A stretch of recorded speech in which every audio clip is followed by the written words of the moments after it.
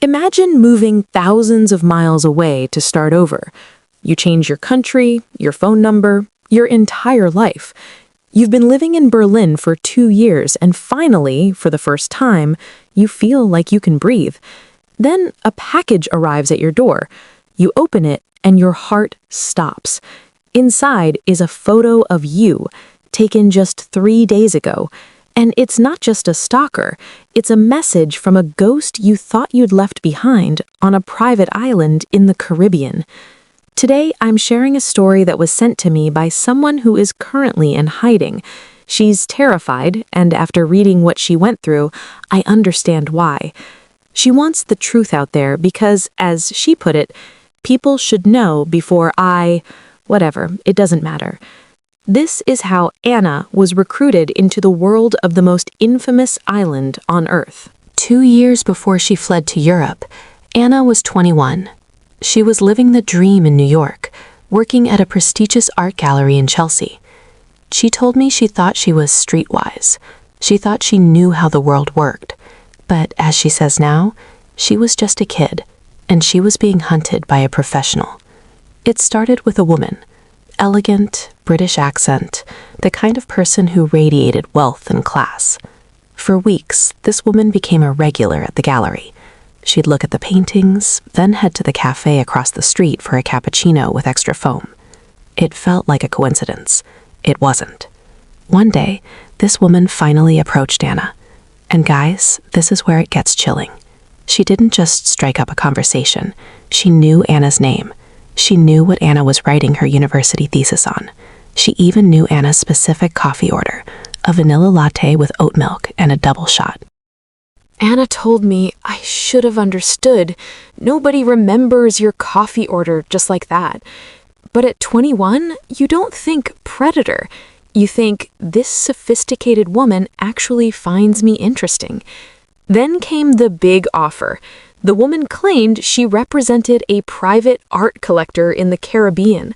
She offered Anna a job as an art acquisition consultant.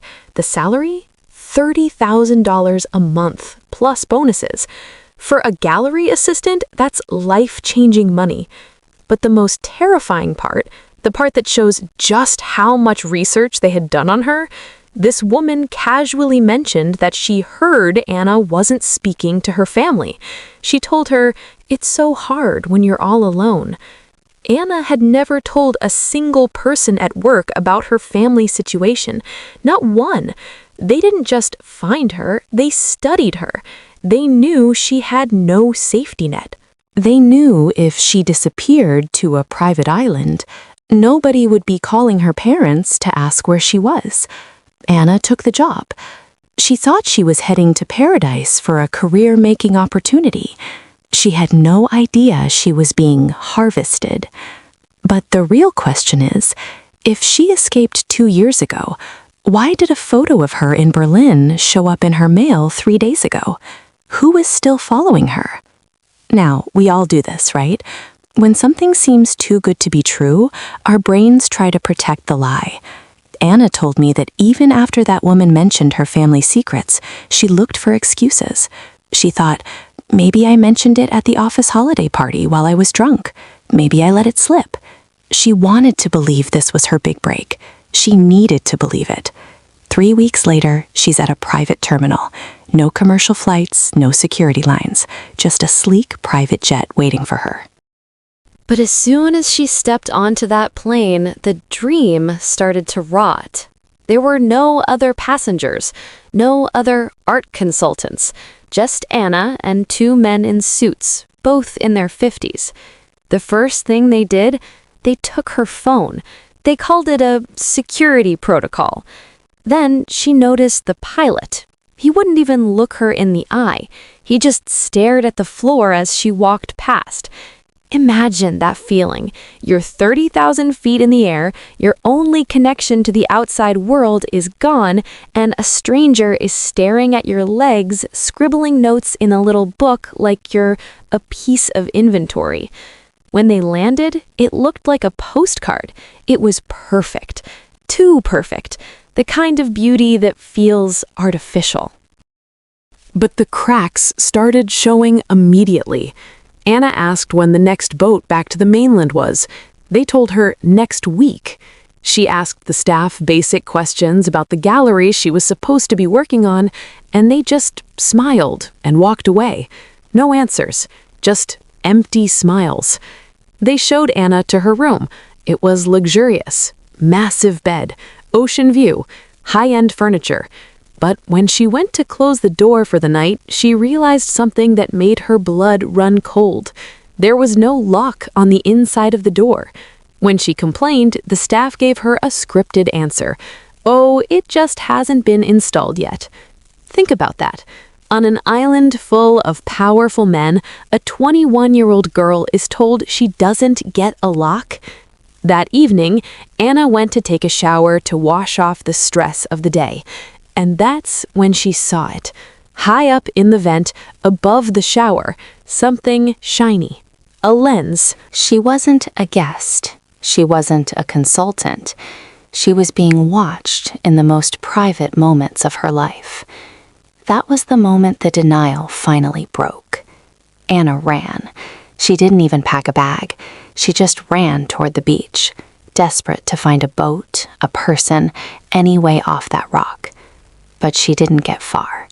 Every single exit, every gate, every path had a code lock. Every way out was electronically sealed. She was trapped in paradise, and the people who owned the codes were the ones who brought her there. Anna's first night on the island wasn't a welcome dinner. It was an auction. She walked into a room with 8 men, all of them older, all wearing these expensive linen suits. They didn't talk to her. They talked about her, like she was a piece of furniture, or a trophy, or something much worse. One of those men put his hand on her shoulder. He kept it there through the entire appetizer. Anna told me she can still feel the weight of that hand today. It's a phantom sensation that won't leave her. And the woman? The elegant recruiter with the British accent? She was there too, but the friendship was gone. She wouldn't even look Anna in the eye. When Anna said she felt sick and tried to leave, she was met by 2 security guards at the door. They didn't move. They just stared. That night, someone came into her room. There was no lock, remember? Anna won't go into the details of what happened, and I won't either, out of respect for her. But she told me she screamed. She screamed until her throat was raw, and nobody came. In a house full of people, there was only silence. That wasn't a one-time thing. It lasted for 5 days. 5 days of different rooms, different people, different horrors. She lost track of time. They didn't allow clocks. They covered the windows. They fed her at random hours just to break her internal rhythm. On the 6th day, they decided to show her why they chose her. They sat her down and opened a file. It was a dossier on her entire life. There were photos of her from months before she even met that woman. Photos of her at the gym. Photos of her at her sister's birthday dinner. Photos of her at the library. They hadn't just found her, they had hunted her. They knew her father had criminal debts. They knew her sister had student loans. They knew her family was struggling. They chose her because they knew she came from a broken home. They chose her because they thought nobody would come looking. But the most soul-crushing part? The part that Anna says broke something inside her that may never be fixed? The British woman walked back into the room and told her, "We contacted your mother." They didn't just contact her. They paid her $40,000, enough to cover the family debts and the student loans. They paid her mother to stop asking questions when her daughter disappeared to the Caribbean.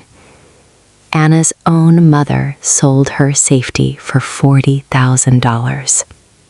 They didn't just want her body, they wanted her mind. Anna told me they weaponized time itself. Sometimes they'd feed her twice a day, sometimes nothing for 48 hours. She lost track of the days. Was it Monday? Was it Thursday? She had no idea. And that was the point. They wanted her empty. They wanted her so disoriented that she would stop fighting, stop thinking, and just exist as a shell. The men who came, they called them sessions. One man demanded she call him Daddy. When she refused, they starved her for 2 days. Another one filmed everything. Anna said the room was always dark, except for one thing, the red light on the camera. To this day, Anna cannot look at a red light. Not a standby button on a TV, not a digital alarm clock, not a charging light on a laptop. That tiny red dot is a trigger that sends her straight back to that room. It's a permanent scar on her brain. Then there were the parties. Anna was forced to stand in specific rooms, wearing specific clothes, while these men, powerful, wealthy men, walked around her. She said it felt like they were choosing an item off a menu. But here's the most chilling part. While they were doing these horrific things to her, they talked about normal things. They talked about their golf handicaps. They talked about their wives, their yachts, the stock market, and the weather. To them, she wasn't a human being with a soul. She was a menu item, a toy, something you use, wipe off, and put back on the shelf. In the third week, they decided to play one last psychological game with her. They showed her a local news clipping from back home. Local woman missing, family pleads for information. There was a photo of her mother crying on camera. For a split second, Anna felt a spark of hope. She thought, maybe I was wrong. Maybe the British woman lied. Maybe my mom really does care. But then, they played the second video. It was a security feed from a bank. It showed her mother, the same woman who was just crying on the news, walking up to a teller and depositing a check, and she was smiling. That smile was the final blow. It killed whatever was left of the girl Anna used to be. She realized that the world she thought she knew was gone. Her home was gone. Her mother was gone. There was no one coming to save her, because the person who was supposed to love her most had already cashed the check. There's a detail in Anna's testimony that I can't get out of my head. In that bank video, the one where her mother is cashing the check, she isn't just smiling. She's carrying a new purse, a Coach bag. Anna saw the logo. Imagine that. Your mother sold your soul, your body, and your future for a designer handbag. Anna told me that in that moment, something inside her just died. She stopped crying. She stopped fighting. She became empty. And honestly, she said it was easier that way. To feel nothing is better than feeling that kind of betrayal. People always ask, how did you escape? They expect a movie scene, a high-speed boat chase, or a daring jump. But reality is much quieter. There was a hurricane warning. The island was being evacuated. In the middle of the panic and the shouting, Anna didn't fight her way out.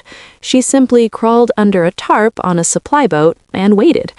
She spent hours in the dark, smelling salt and diesel, just hoping to disappear. She didn't want to be a hero. She just didn't want to die on that rock. When she finally made it back to America, she did what we always tell victims to do. She went to the police.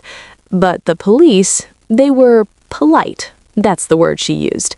They listened, but she saw the look in their eyes. The, did you go voluntarily look. The, are you just looking for a settlement look. The case went nowhere. Why? Because the men on that island own the system. They had forged her signature on NDAs.